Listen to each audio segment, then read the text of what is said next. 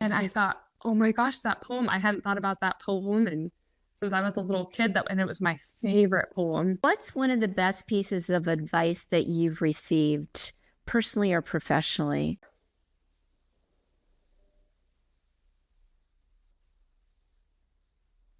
Well, I think it was the knowledge that once I learned that I'm not alone, that I don't have to do this on my own, that changed my life.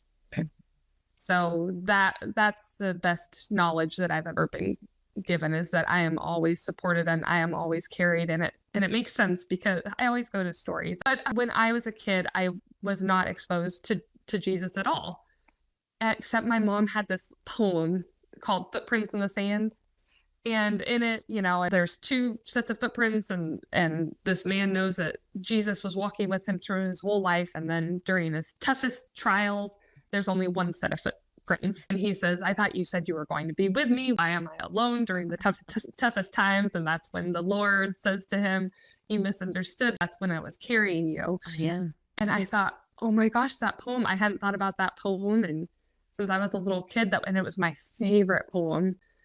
And I realized he was carrying me during those days. And I thought, I was never alone. It was just really comforting. Yeah, that poem moves me to tears every single time. Yeah.